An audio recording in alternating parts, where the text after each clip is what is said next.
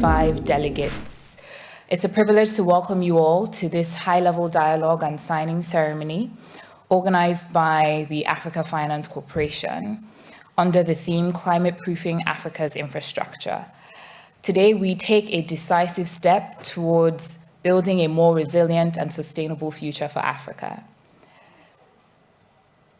At today's event, we will be discussing or focusing on the Infrastructure Climate Resilient Fund, which is a product or a fund set up by the asset management subsidiary of Africa Finance Corporation.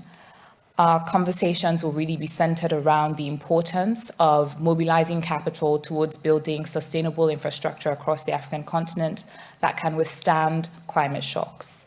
To set the stage, we'll have opening remarks by the President of the Africa Finance Corporation, followed by an engaging fireside discussion between the EIB, who have committed 50 million euros to the fund, as well as a conversation between the EIB and, of course, the AFC. And then we'll move on to the signing ceremony to celebrate and commemorate this landmark event.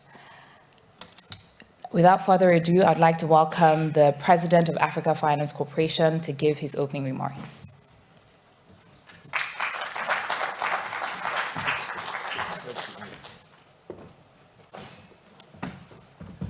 Good morning, ladies and gentlemen.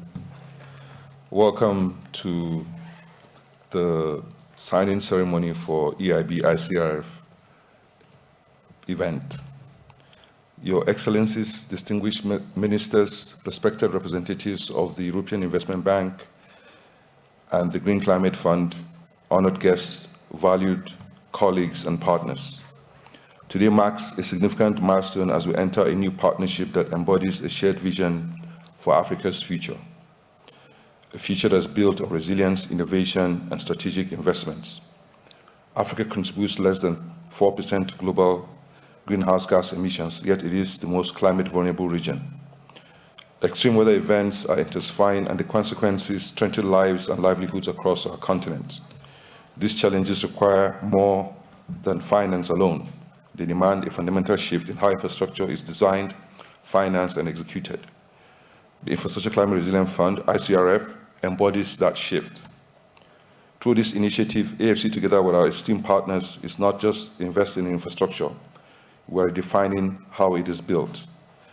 By integrating climate resilience into every aspect of development, we are creating long-term solutions that would withstand the evolving climate landscape. This is more than a response to climate change. It is a strategy to secure Africa's economic future and global competitiveness. We deeply appreciate the partnership of the European Investment Bank, the Green Climate Fund, and all these institutions have committed to strengthening Africa's resilience. In particular, we extend our gratitude to Mafalda Duarte, Executive Director of the Green Climate Fund, and her esteemed colleagues and partners for her leadership in advancing climate finance solutions. And to Vice President Ambrose Fayol, who just stepped in, of the European Investment Bank for his steadfast commitment to sustainable investment across Africa. Ambrose has been with us since the Africa Investment Forum in 2018, and he has been in almost all events that convene on the African event. Thank you very much. Your leadership and investment in climate adaptation plays a key role in addressing the urgent challenges we face. Africa is at the defining point in its development. We are the world's most climate vulnerable region, yet we receive less than 5% of global climate finance. This is why today's partnership is so significant. It is significant because it's also a point in time where we have to step up as Africans and take more ownership of our development and ensure that we're putting in place mechanisms to finance it. As part of the conversations around this G20 is a conversation on cost of capital and, of course, access to it and the cost of it. And I always say that there is no better signal of how risky the African continent is by the amount of funds that Africans invest outside the continent. So there's no better expression of how risky we are if all our savings are not put to work on the continent. So we have to make some changes. we have to focus more on investing in our own development. I was having a conversation recently, I think it was at the United Nations Economic Commission last week, I think in Addis. And I was saying to the African heads of states that were in the room that, we have this strategy for managing our reserves. And all of that means is that we're focused on the months of imports. Think about it. We want to grow our economies, and our entire financial strategy is focused on how much imports we can pay for, not how much we can invest to generate growth and to create jobs within our economies. So it is important that we refocus our attention and get our institutional savings to work more on the continent. That's one of the key, for me, the key advantage of this event is the fact that we're able to crowd in African savings into this product. African savings will go into building infrastructure going forward on the continent. And this is a model that can be replicated at scale. And we're glad with all the partners that have joined us, and we hope that we can continue to work together. The ICRF is a demonstration of Africa taking ownership of its future. Through blended finance, de-risking mechanisms, and technical expertise, this fund will unlock the capital needed to build the infrastructure that is adaptive, resilient, and future-proof. With the European Investment Bank committing $52.48 million, alongside the $250 million from the Green Climate Fund and support from African sovereign wealth funds like the Nigerian Sovereign Investment Authority, the Total Pension Fund, the Shell Trustees Fund, and several other pension funds, were able to mobilize funds to invest in climate-proofing Africa's infrastructure. We're setting a precedent on how international capital can work with African leadership and strategic partnership to deliver tangible climate solutions. What makes the ICRF particularly attractive to investors is its robust blended finance structure. The Green Climate Fund is taking the first loss position through its investments in the concessional tranche, effectively de-risking the fund for commercial investors. This is a unique opportunity to participate in a heavily de-risked vehicle that will drive climate-resilient infrastructure across Africa. The ICRF's approach is projected to mobilize up to $3.7 billion in climate-resilient investments by drawing in private capital, just as AFC has consistently crowded in capital with each of its major projects. Even with this amount of investment, the ICRF represents only a fraction of what is needed. When we consider Africa's natural infrastructure and annual infrastructure funding gap at about $170 billion, this is just the beginning. So I want us to really visualize this infrastructure gap and think about, what it does for us. So the absence of infrastructure makes things cost at least 40 times more, on the continent. And there are actually human costs to this. Think about the absence of adequate power in hospitals and what that means. I know several people that have performed surgeries, with torchlights, candles, because of inadequate power. And this can't continue. So it's very important that we find ways to mobilize the capital that's required, to bridge this gap. And products like this help us get over there. Also think about the fact that, we keep talking about the Continental Free Trade Area. That's a massive opportunity, but you need infrastructure for that. And the infrastructure has to be built over time. The initial steps that we take get us along the line. So I was asked a question recently that what's my vision, or what's my view of what the future would look like for Africa. I said, clearly, we need to try and make the AFCTA work. We need to build the infrastructure that will connect the continent. But what is important is to build infrastructure with African resources. So we're leading the development of Lobito Corridor today. Clearly, we'll have to import the steel from wherever we can import it from. But there are several other kilometers of rail lines to be built. It has to be that we would use steel from Africa to construct the rest of the rail lines. So we need to look at development as a continuous spectrum. We start with what we have, but we must intentionally create what we need going forward. Again, I was talking to our colleagues yesterday at FIX, and I said to them, when you invest in Africa, you can actually see the outcome of your investments. You can actually see a bridge built. You can see a factory. You can see people walking. It's not going to be something that you'll be wondering where your money went to. You would see the impact of your investment. So join us and let's work together to scale the Infrastructure Climate Resilience Fund so that we can build more infrastructure that's resilient going forward. We're focused on ensuring that, that Africa is not just adapting, but leapfrogging traditional development constraints. Just as necessity has consistently driven innovation on the continent, in other sectors such as mobile money, Africa must position itself as a leader in the global transition to sustainable infrastructure. Because in Africa, more than in any other region, we need infrastructure that is climate-proof.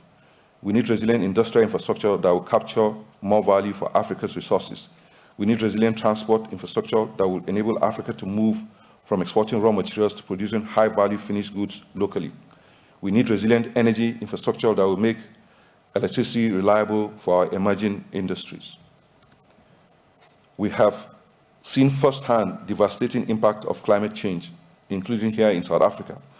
The catastrophic floods in KwaZulu-Natal and other parts of the country have laid bare the urgent need for resilient infrastructure that can withstand extreme weather events. Africa's infrastructure must be built for the future, not just for today. As I mentioned earlier, the signing today is just the beginning. We are laying the groundwork for a new era of climate finance and investment in Africa, a new era in which partnerships are deep and robust, an era in which commitments are honored for the long term, an era in which impact is measured tangibly in jobs created, economies strengthened, and communities empowered. Let us work together to finance the infrastructure that will power Africa's green and digital transition. Let us build a continent that's just not surviving climate change, but thriving. It is a more secure, resilient, and sustainable future. Thank you.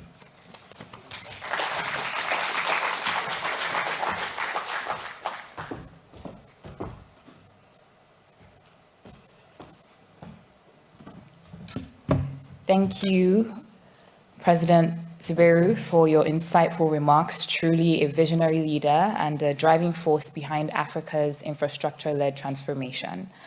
Now we shift to a fireside chat between two leaders in sustainable finance who bring deep expertise in mobilizing capital to finance infrastructure across the African continent. First, we have Dr. Turaya Tricky, who's the director at the European Investment Bank, EIB, and where she oversees public sector operations across sub-Saharan Africa, Asia, the Pacific, Latin America, and the Caribbean, as well as private sector financial inclusion investments. Joining her is Mr. Elia Loko, who is investment director at AFC Capital Partners, who has extensive experience structuring and mobilizing capital for climate-resilient infrastructure projects across Africa. Now, together, we will explore the power of blended finance in bridging Africa's infrastructure and climate finance gaps, and also discuss strategies for de-risking investments in African infrastructure. Please join me in welcoming Dr. Turaya Tricky and Mr. Aloko for what promises to be an insightful discussion.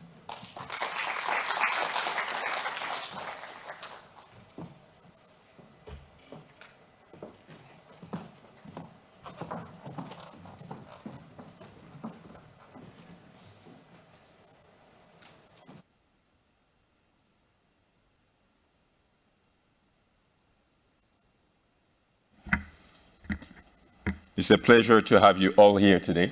And I'm joined on the stage with Dr. Turaya, Director of International Partners at the European Investment Bank. This morning, we'll be talking about climate finance, climate resilient infrastructure, and how blended finance could play a role in bridging the gap. As we all know, the climate crisis is here. We are all in it. It's not just Africa. It's a battle that we are all striving to tackle.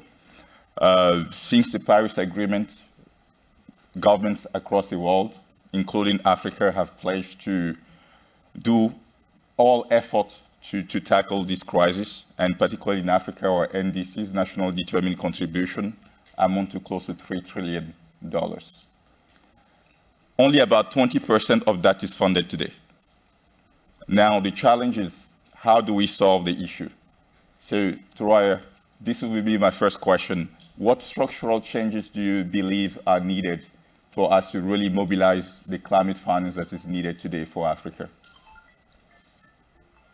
Thank you very much. A very good morning to all of you, and thank you for the opportunity to have this very important discussion. If you allow me, I always start the discussion by assuming that not everybody is familiar with the EIB, so I'll spend 1 minute explaining what the European Investment Bank is. So we are a multilateral development bank owned by the 27 European member states. We are based in Luxembourg. We have offices. We do about 90% of our investment in Europe and 10% outside Europe. We work very closely with the European Commission in order to ensure that we deliver sustainable and inclusive growth in partner countries. So going back now to your question. Obviously, we can spend this conversation talking about the challenges and about how far we are and the funding gap, but I would like actually to turn it and give it a positive spin. I think we should remind ourselves that based on the latest figures of the IPCC, the climate flows to Africa have grown by more than 40% compared to the 2020 level. So we should start already by acknowledging that there is progress and celebrate the effort that I've been doing. That's also a good sign. It means that there are solutions, and today actually we're celebrating one of these solutions that are working. Now, of course, going back to what needs to be done, because we understand despite this progress, the pace is not sufficient. We need to do more, and we need to do it faster. So there is a very long list of structural changes, but I would like to focus on few. Link it to the answer to the question. So today what we know, and I think the AFC director has highlighted very well, that there are resources out there. There is capital. So it's not a shortage of capital. The question is why this capital is not getting into Africa to finance climate finance. And it boils down to three things: risk, return, and scale. And again, I would like to be specific, because very often we talk about climate finance as an umbrella, but we should also differentiate between mitigation and adaptation. Today, things look relatively good on the mitigation side. There seem to be more appetite. We're managing. Where we are really far behind is on the adaptation side. We know that 90% of the climate finance goes to mitigation. So if we are having a conversation and a prioritization exercise, we need to focus on how we are scaling up climate adaptation. So what needs to be changed? One, link it to the risk, macroeconomic stability. If we want investors to come and put money and lock money for 20, 30 years, we need to ensure that we have a stable macroeconomic situation. That means prudent management, keeping inflation under control, stable financial conditions. This is particularly important in the current environment where we are seeing also debt challenges. Of course, there is also the risk-specific element, and that today we know that there are models like the first loss, the technical assistance, so that we do have enough evidence on models that work that we could scale up and do more. Second, on the issue of size, we need to have models that pool resources. Today, most of the climate finance is done based on a model of grant on a project level or a project approach. We need to have vehicles that pool resources.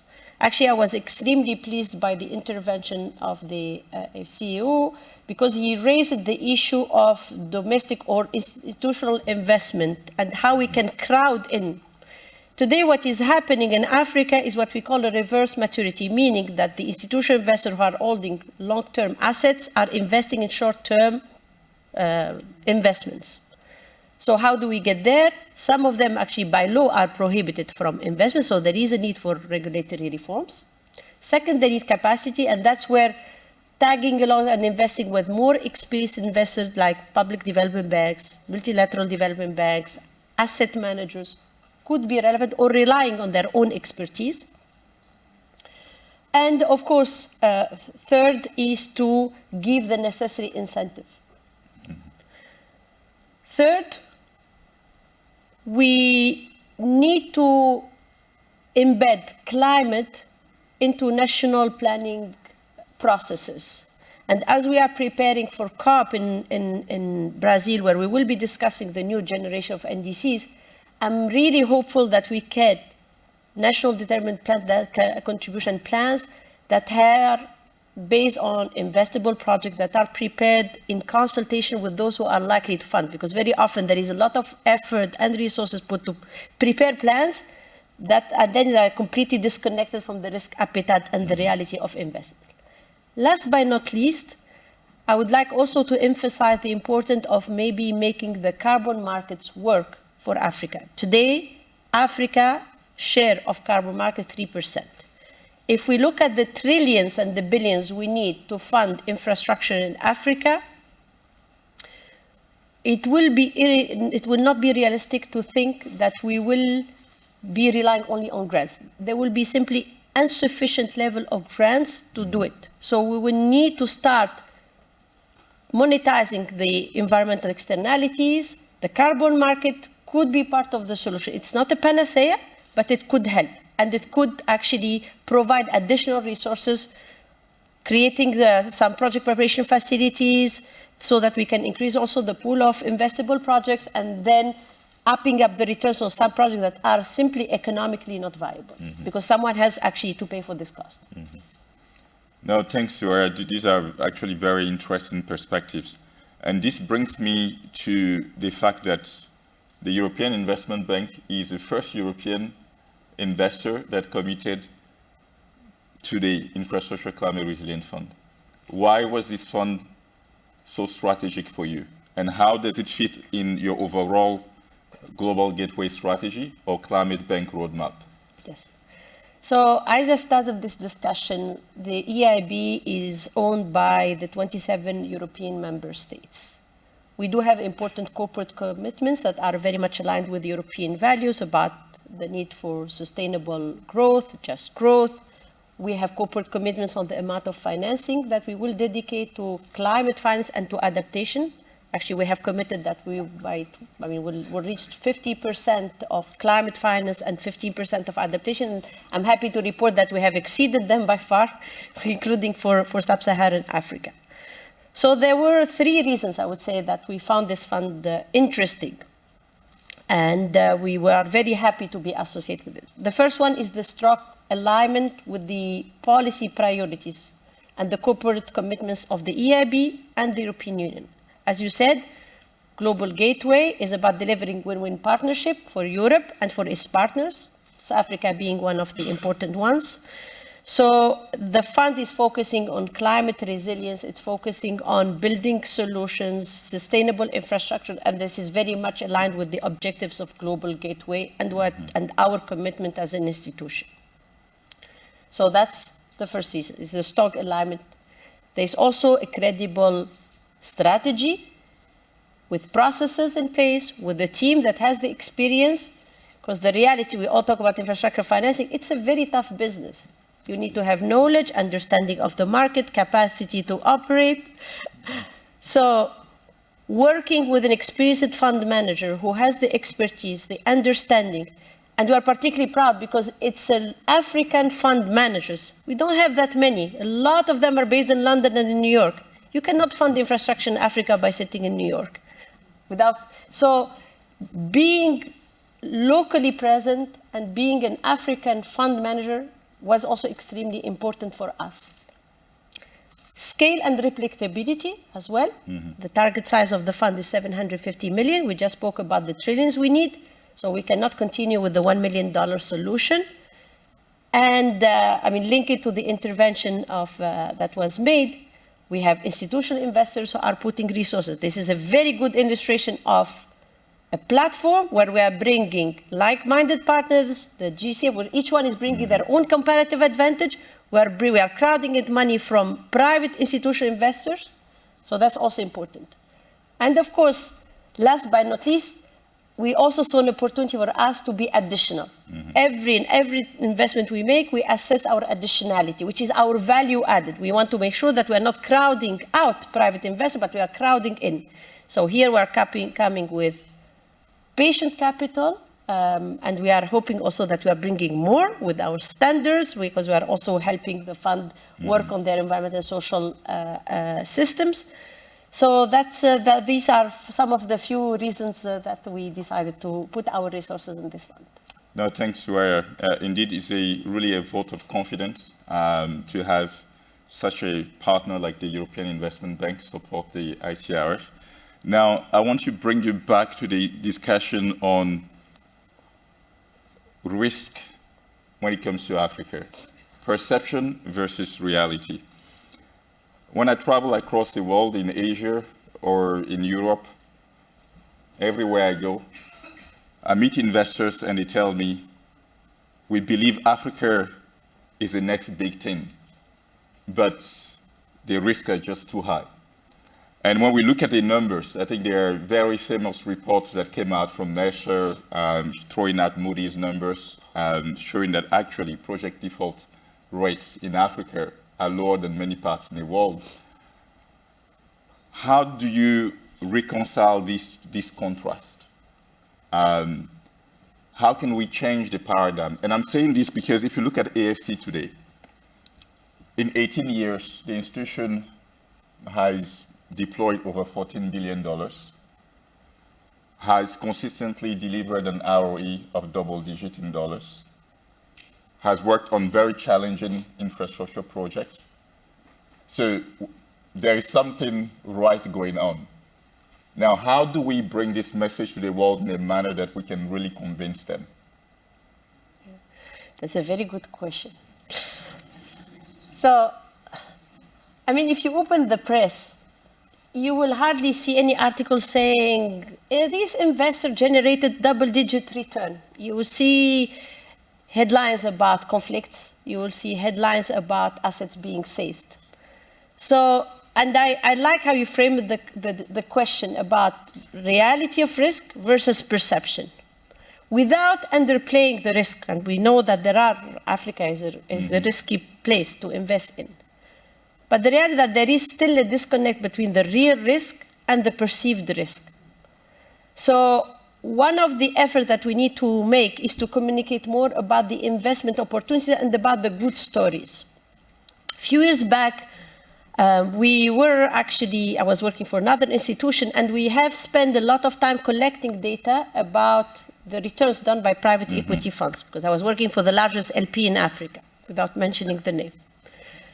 And you realize that actually, as you said, the returns are extremely important. And there is a very nice impact story also in terms of job creation, linkages, etc.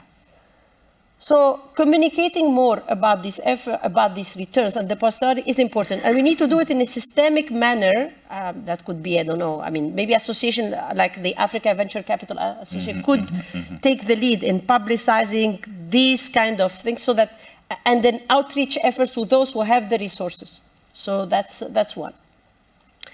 But at the same time, there's still risk, even if you try to bridge the perception versus the reality. And that underlies the importance of the risking tools. And here it could take a variable geometry. Very often, when we sit with fund managers, it boils down to a discussion about first loss. So yes, first loss is extremely important. It's catalytic, and we need to have more resources to be able to take this first layer of risk so that investors feel comfortable to put their resources.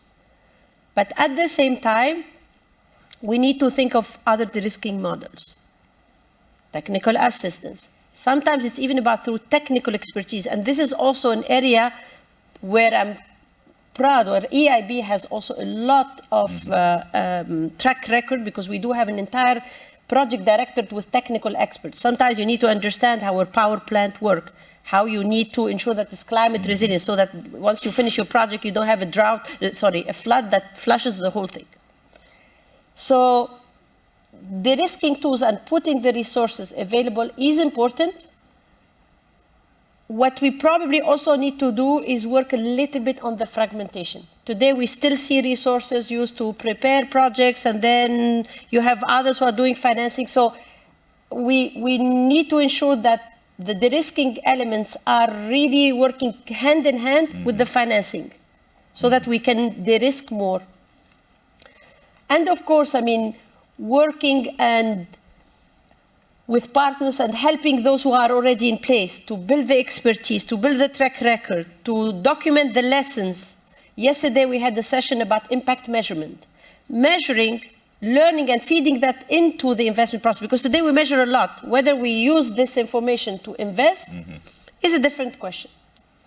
Yeah, no, indeed. I mean, so other than financing, you mentioned capacity building, technical assistance.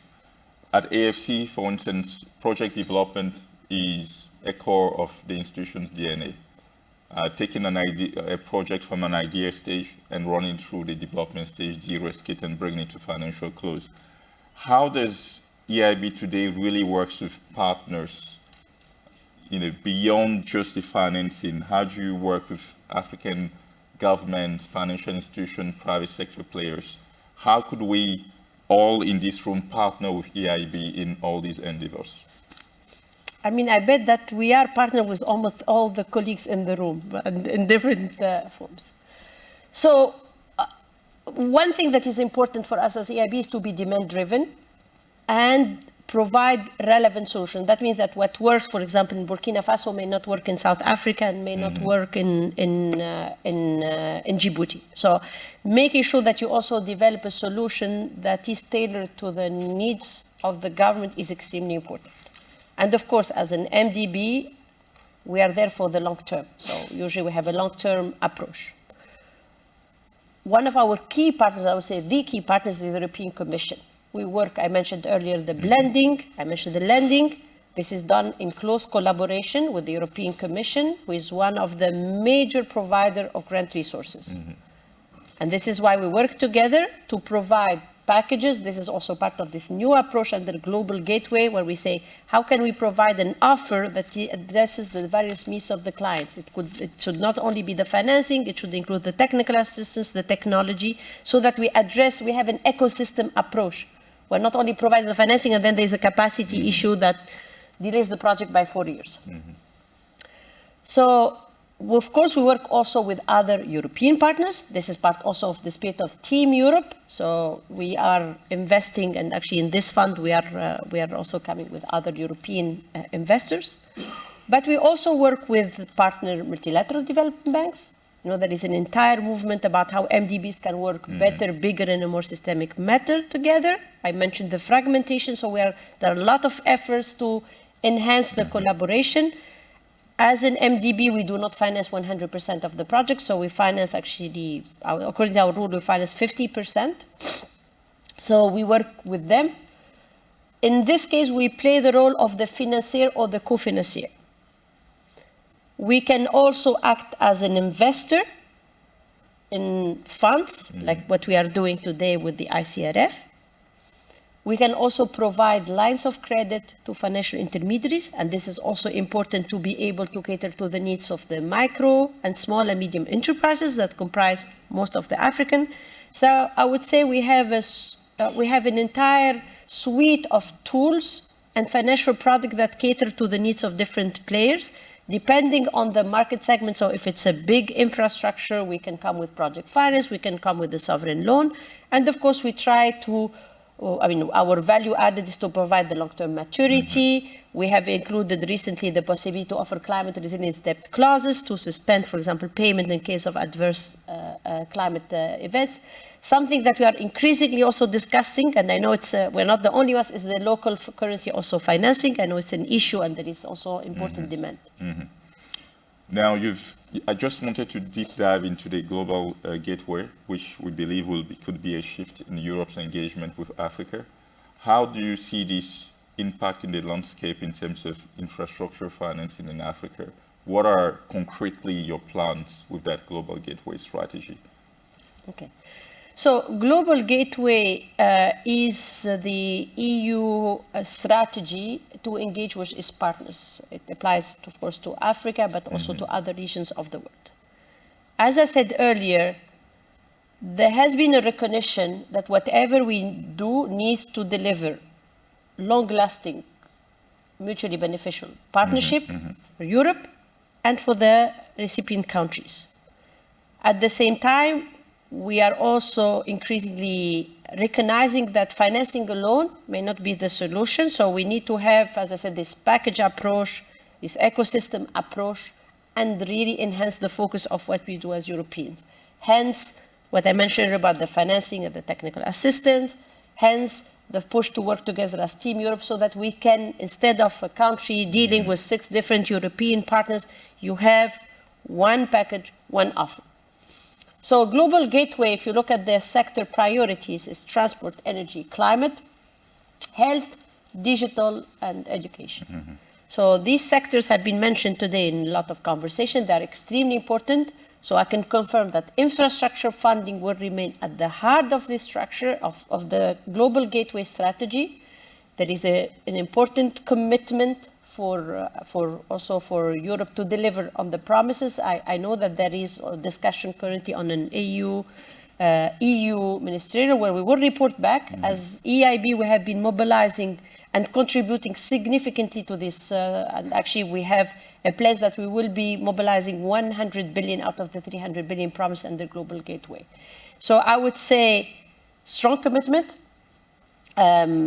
effort to remain relevant, to cater to the needs, strong focus on infrastructure as part of an ecosystem approach that caters to the needs of the country and also that also are aligned with the EU standards and the values like climate change, gender equality, human rights, transparency, and good governance.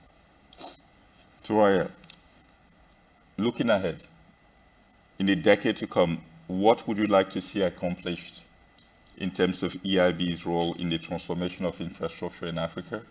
And what legacy would you like to leave behind? Wow.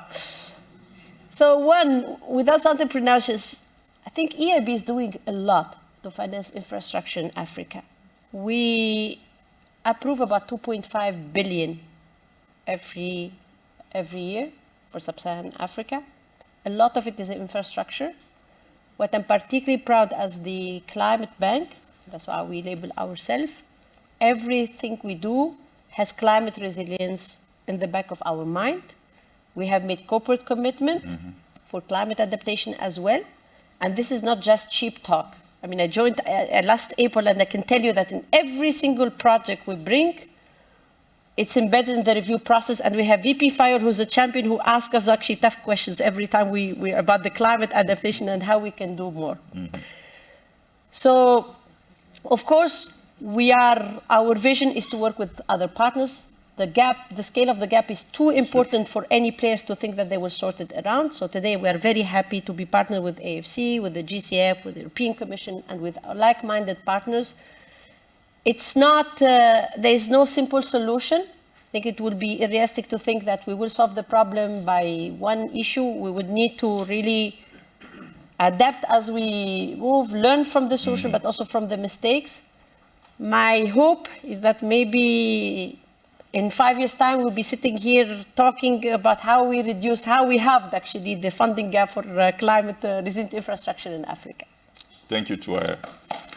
Ladies and gentlemen, I would like you to clap for Turaya for such an interesting chat. And it's been a pleasure to have you. And I hope we can meet in 5 years and remember this moment. Thank you. Thank you.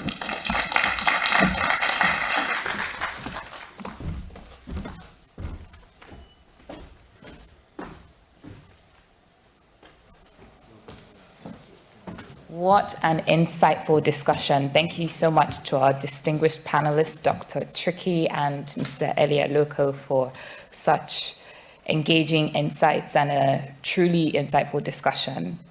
Now, during the conversation, Dr. Tricky highlighted this gap between the perceived and real risk on the African continent. And the Green Climate Fund, recognizing this disconnect, stepped into ICRF to provide a first loss charge or first loss capital. And really at the forefront of efforts such as this is Catherine Hoffman, who is the Director for Africa at the Green Climate Fund.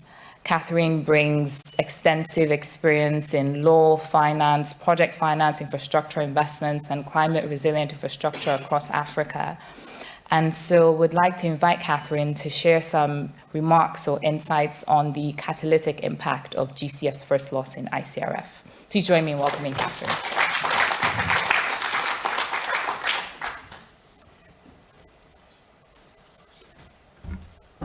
Worried about the height.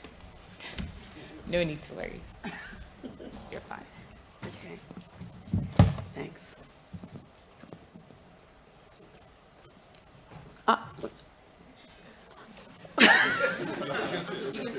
Can I sit? Yeah. Okay. Thank you. Good morning. Good morning. Thank you for allowing GCF to be part of this and to address you today. So the GCF, as you know, is we're not only a fund for public sector, we're a fund for public and private sector. On the continent itself, we're aware of the impact of adverse weather patterns on the continent. And in fact, we've got a facility that enjoyed substantial benefit from recent board approvals called the Early Warnings for All Systems, which is really very sophisticated, I guess, weather forecasting system. It's not only to help countries be prepared to protect themselves against the impact of climate change on infrastructure and livelihoods and to save lives, but hopefully, as was pointed out earlier, it will start helping us to gather data to plan around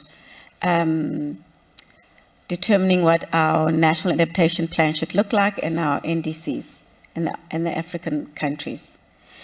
This investment that we're doing with our partners, the AFC, private sector investors, and of course, I heard today, the Climate Bank in Europe, is testimony to our commitment to the continent. I think everybody knows the GCF, but maybe just to confirm, the GCF is based in South Korea, hopefully very soon in Africa. We've just approved a regionalization strategy which takes us closer to the regions, various regions across the globe, but for Africa specifically, we hope to be closer to countries, to have projects and investments that we work on that are country-led, country-owned, and country prioritized. So in terms of this fund, we're really pleased about the fund because, and we appreciate to be part of it, because GCF, like yourselves, like EIB, we like to believe that we provide additionality. We don't want to feel that we're crowding out private sector investors or other, even MDBs and development banks, local development banks. We want to be catalytic in the type of funding that we provide.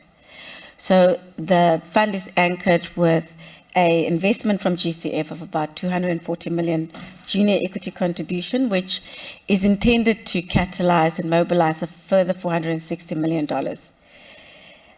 From private investors, the African pension funds, and 50 million from AFC. What we're trying to do is to ensure that our investments provide an enabling investment landscape. An enabling investment landscape. I'll finish. Is that telling me to finish? But also I think what it does is eventually, the fund is quite ambitious, and eventually what this fund aims to do is to catalyze a further $2 billion of investments at project level as well.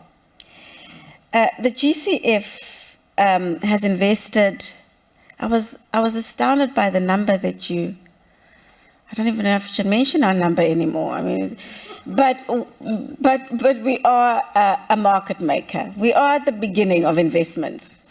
We've invested over $2 billion across 40 projects on the continent. We've got 54 countries to cover, so there's still a lot to come, and we've got a 50 by 30 strategy, which means we have a lot more investments to make.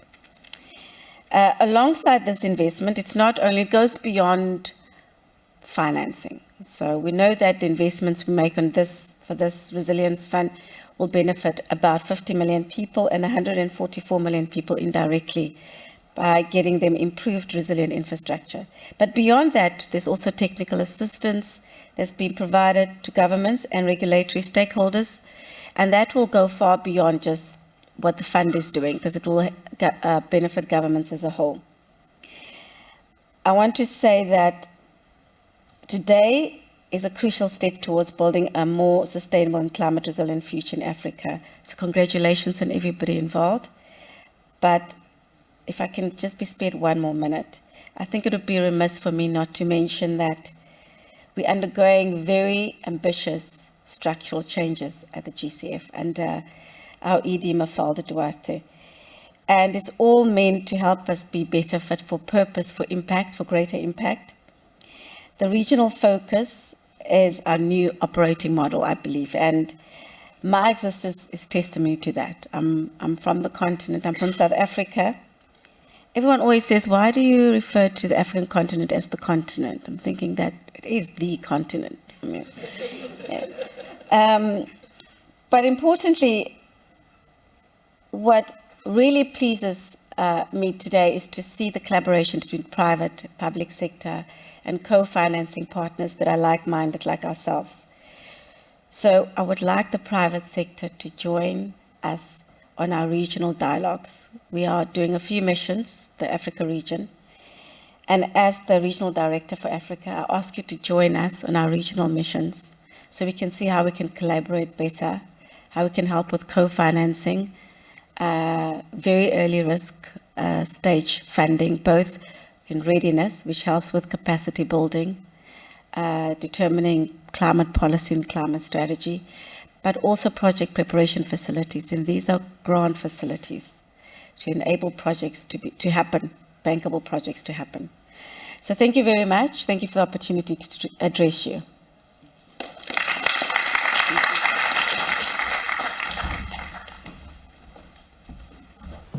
Thank you so much, Catherine, for your remarks. And we all look forward to partnering more with the Green Climate Fund, specifically in the Africa region.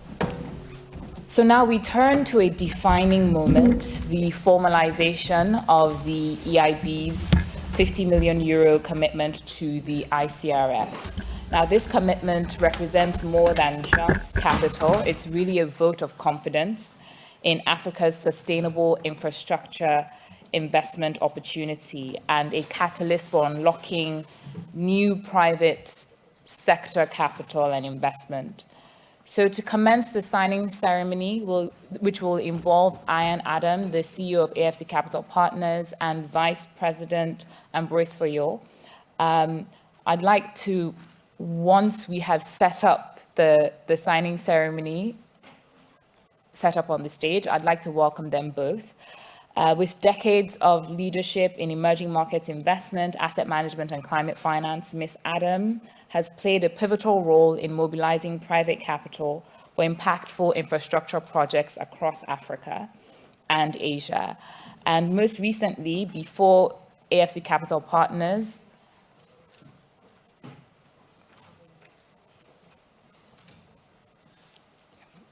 most recently, just turn it around. Fantastic. Okay. Most recently, before AFC Capital Partners, Ian Adam was at the Green Climate Fund's private sector facility, where she scaled its portfolio from $2.1 to $2.1 billion in just 3 years.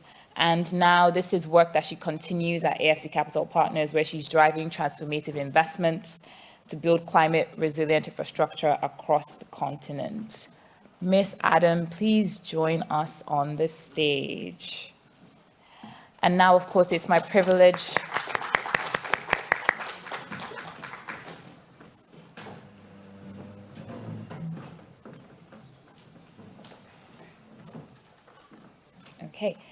and it's my privilege to introduce Vice President Ambrose Fayol, who is the Vice President of the European Investment Bank. VP Fayol is a leading force in global climate finance, overseeing the EIB's climate action, environmental policy, and development operations across the regions where it operates. Under his leadership, the EIB has deepened its partnerships with African institutions, ensuring that climate investments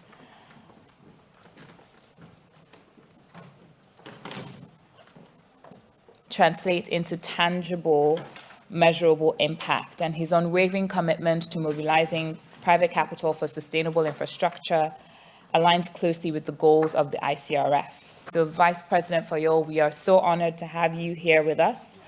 Thank you for joining.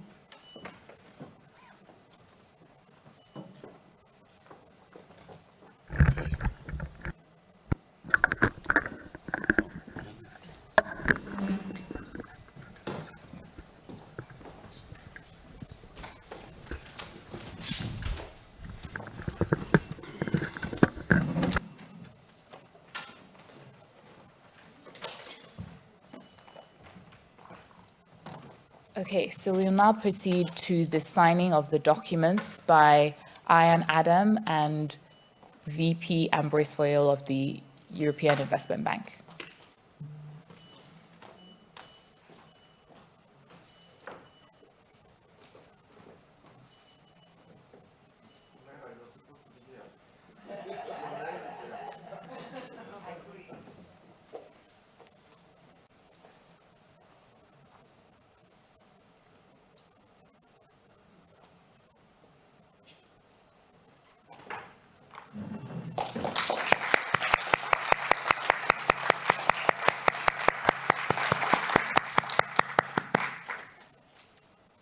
Okay, at this point,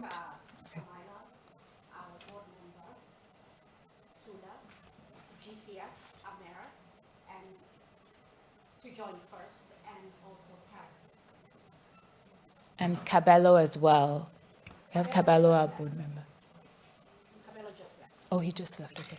And then we'll have the family and then the whole.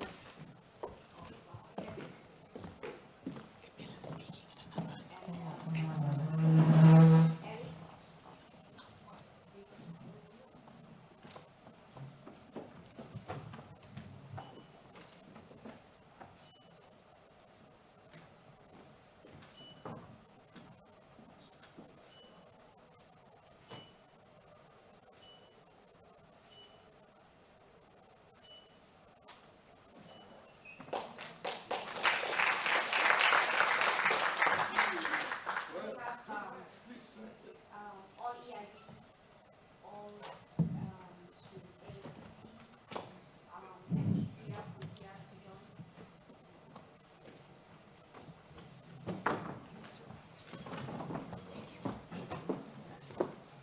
Thank you.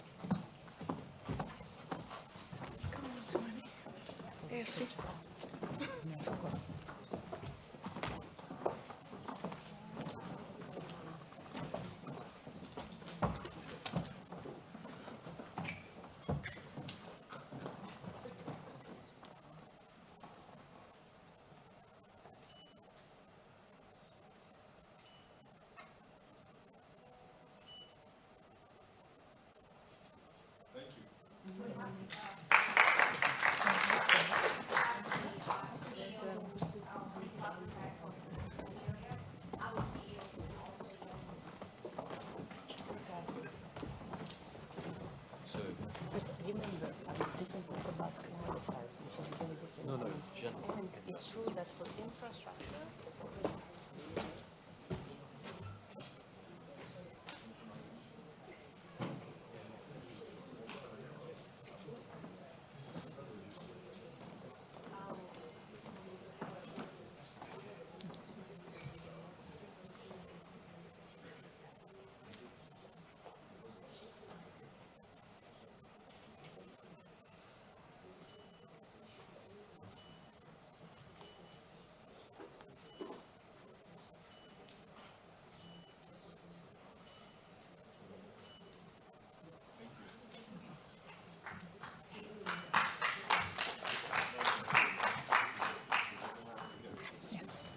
Yes, sir. All right. Thank you so much for joining us in this landmark, historic moment. We'll have Vice President Fayo share his closing remarks. It's very strange to do closing remarks after the signature and after the time is over for quite some time this morning. So I will just make two words. One is to you, Samaila. EIB is very proud to be the only non-African founding partner member of the African Investment Forum. And I remember pretty well when we took this decision in 2018 of this big initiative of President Adesina. You are also a member of the founding partners, and this is a very, very interesting initiative. And I always thought, why on earth is it that EIB has never done a project with AFC? So this is a question that I will not have to ask anymore.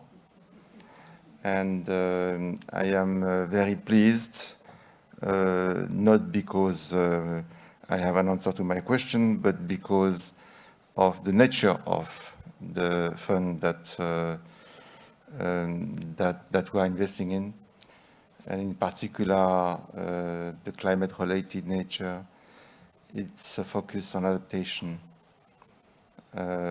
It's focus on showing that investments work in Africa, and that you know, this kind of pessimistic tone that it is so difficult.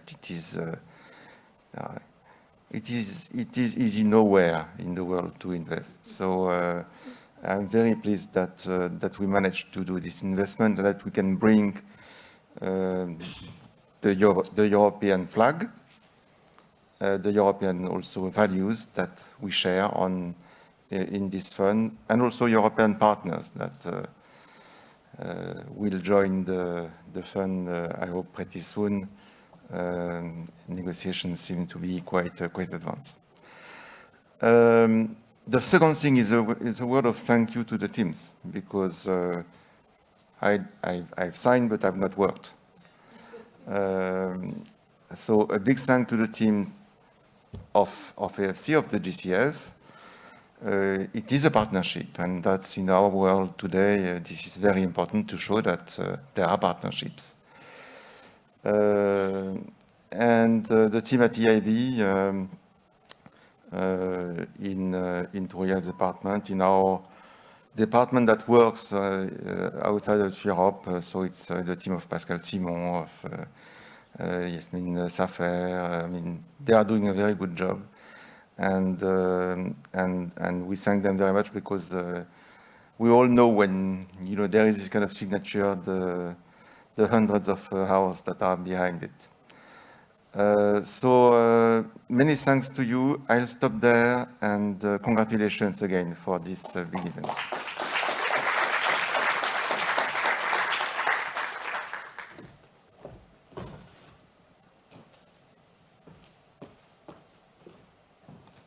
And it's a wrap. Thank you all so much for joining us in this historic event. We wish you all a successful rest of the summit. Thank you all.